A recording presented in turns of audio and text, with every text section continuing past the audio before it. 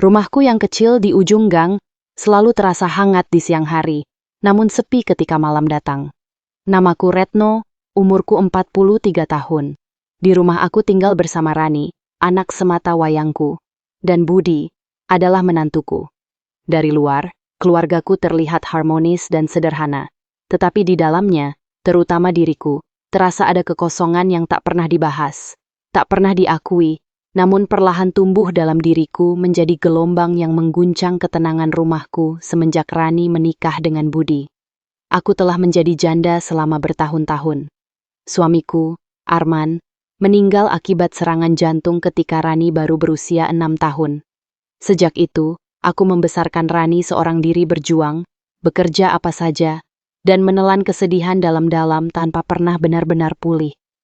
Sekarang Rani sudah dewasa dan menikah dengan Budi, seorang kurir ekspedisi yang pekerjaannya menguras tenaga. Rani bekerja dengan shift di suatu pabrik, pagi, malam bergantian seperti roda waktu yang tiada hand. Semakin hari, rumah itu semakin sepi bagiku.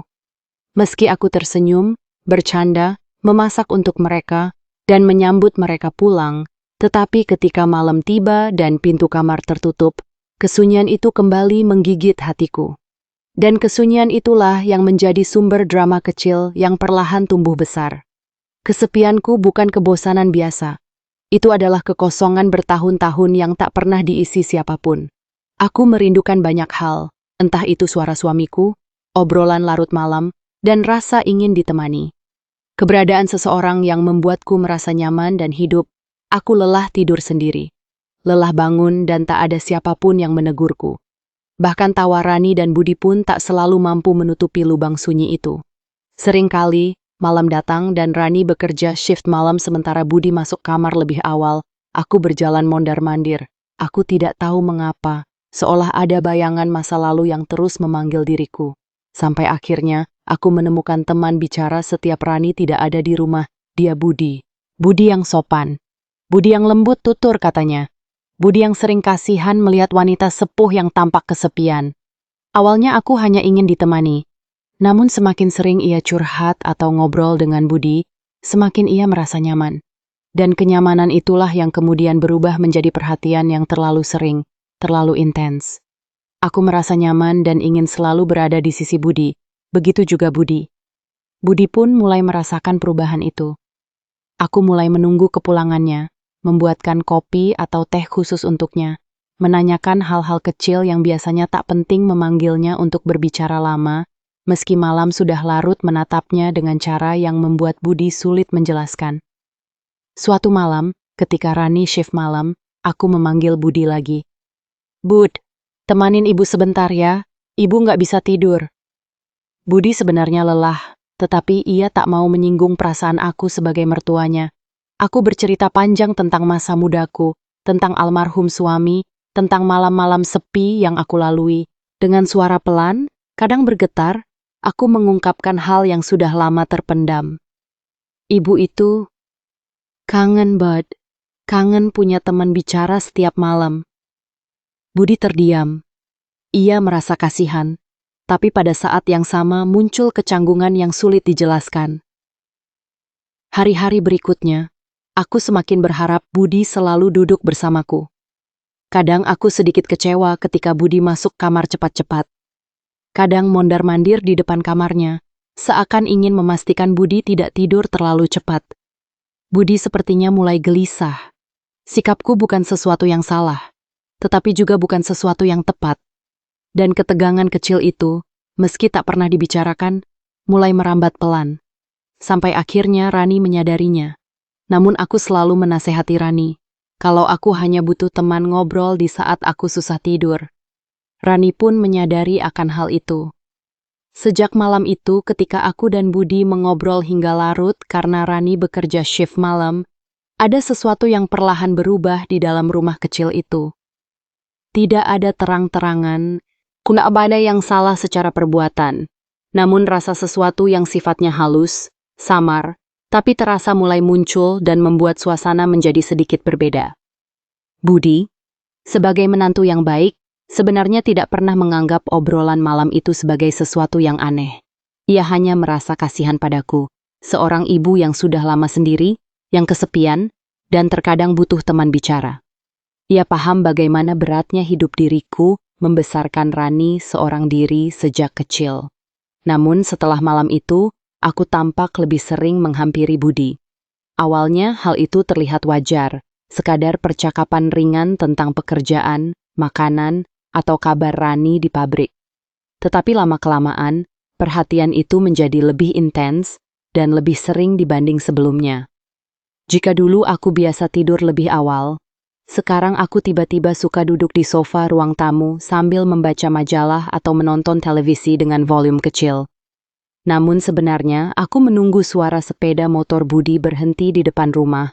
"Loh Bu, belum tidur?" tanya Budi pada suatu malam sedikit terkejut. "Nggak ngantuk Bud, sambil nunggu kamu juga," jawabku sambil tersenyum tipis, berusaha terlihat santai. Budi mengangguk, meski ada sedikit rasa canggung merayap. Ia tidak ingin terlihat tidak sopan, tapi ia juga mulai merasa perhatian aku agak berlebihan. "Bud, bajumu sudah ibu setrikakan ya?" "Oh, ibu repot-repot amat. Saya bisa sendiri." "Nggak apa-apa. Ibu senang kalau bisa bantu kamu." Kalimat itu terdengar sangat tulus, tapi Budi tetap tak bisa menghilangkan rasa sungkan yang menumpuk. Biasanya aku hanya membantu hal-hal rumah yang sifatnya umum, tetapi sekarang aku lebih fokus pada kebutuhan Budi. Suatu pagi, ketika Rani sudah berangkat shift pagi dan Budi baru bangun, aku menyapanya dengan senyum yang terlalu hangat untuk ukuran mertua biasa. "Kopi sudah ibu buatkan. Kamu minum yang hangat-hangat biar nggak masuk angin." Budi berhenti sejenak sebelum menjawab. "Makasih Bu, tapi nggak usah repot tiap hari. Nanti saya yang buat sendiri." Aku menunduk sebentar, seakan sedikit tersinggung, lalu tersenyum kembali. "Ya sudah, ibu cuma pengen rumah ini terasa ramai. Dulu waktu sama almarhum bapaknya Rani, tiap pagi ibu selalu buatkan kopi. Rasanya kangen saja." Budi terdiam. Ia merasakan sesuatu di balik kata-kata itu. Sesuatu yang tidak sekadar soal kopi. Beberapa kali Rani memperhatikan aku yang terlalu senang saat Budi ada di rumah. Ia melihat bagaimana aku terkadang menatap Budi dengan perhatian yang berbeda dari biasanya. Namun ia mengabaikannya, berpikir mungkin ia hanya terlalu sensitif karena lelah kerja shift. "Tadi ibu nungguin kamu pulang lagi?" tanya Rani suatu malam. "Iya, tapi cuma sebentar. Katanya nggak bisa tidur." Rani mengangguk pelan. "Ibu akhir-akhir ini suka susah tidur memang," ujarnya, tapi suaranya terdengar datar, seolah ada hal lain yang berputar di kepalanya. Budi mulai memperhatikan tanda-tanda kecil. Aku sering memanggilnya untuk hal-hal sepele tatapan agak lama. Aku merasa sedikit kecewa. Setiap kali Budi keluar rumah, aku selalu berusaha mencari topik pembicaraan, meski sebenarnya tidak ada hal penting. Semua itu membuat Budi gelisah. Ia tidak ingin melukai perasaanku, tapi ia juga takut jika sikapnya malah membuat situasi menjadi lebih rumit. Rani sedang kerja shift malam lagi. Rumah itu hanya dihuni 2 orang, Budi dan aku.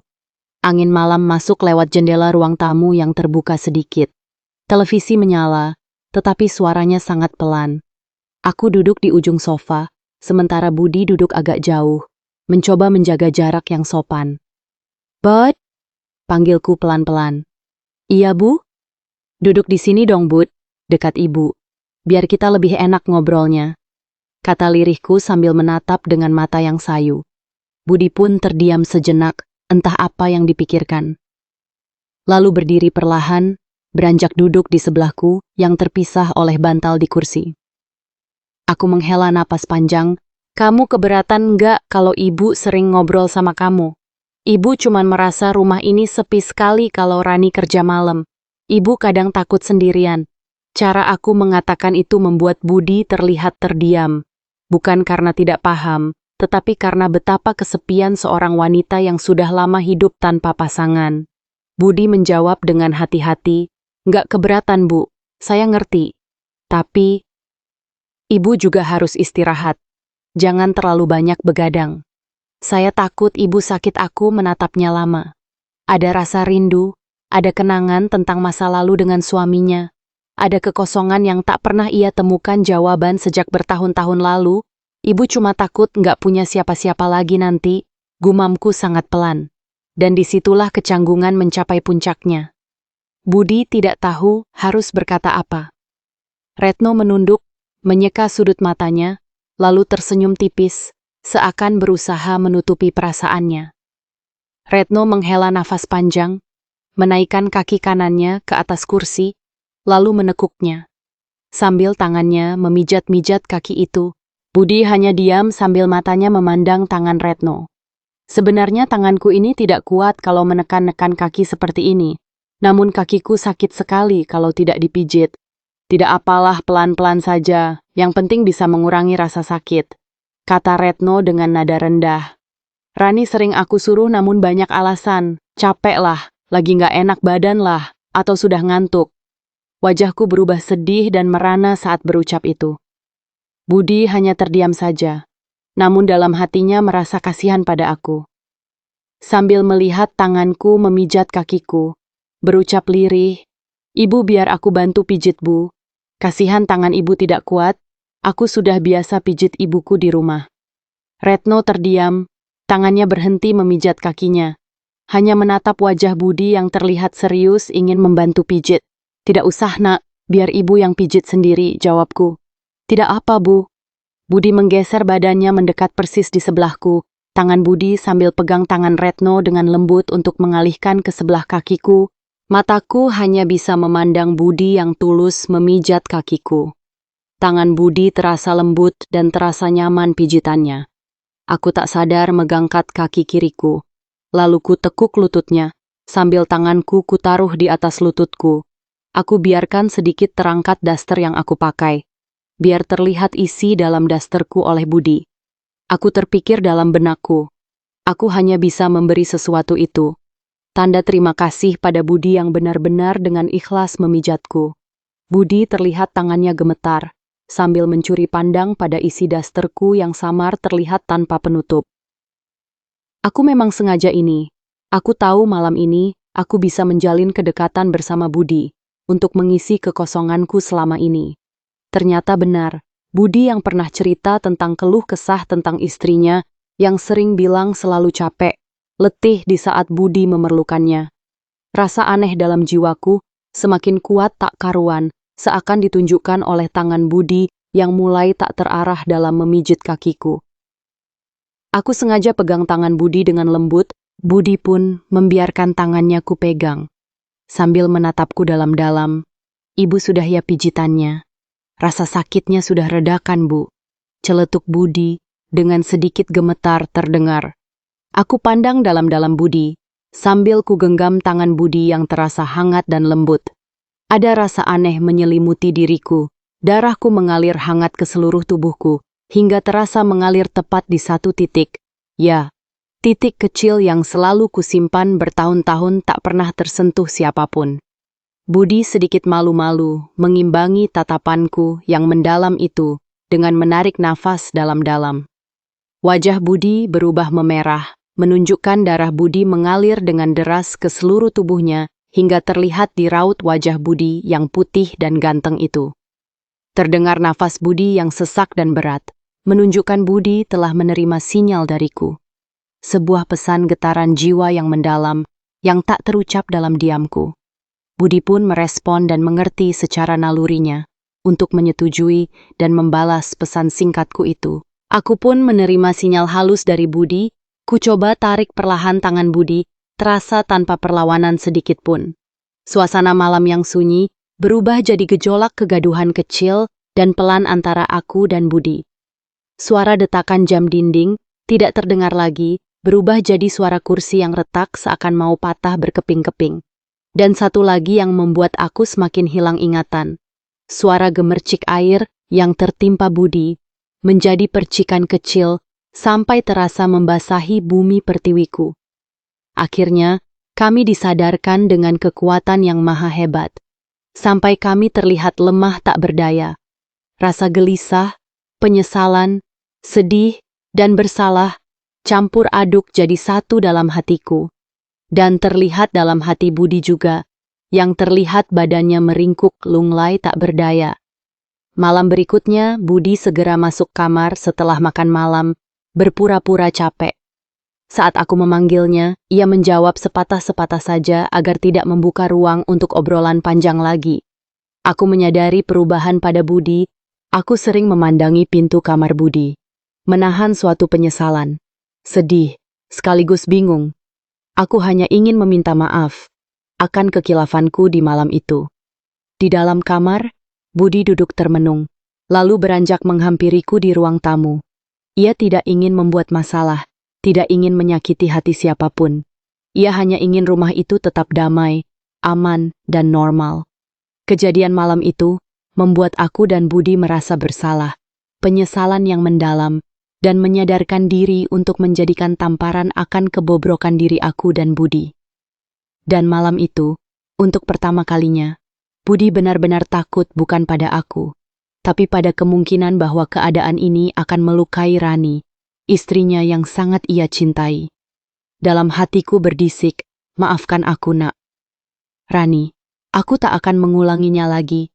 Akan aku dukung dan aku bantu rumah tanggamu menuju rumah tangga yang harmonis dan penuh kasih sayang bersama suamimu Budi.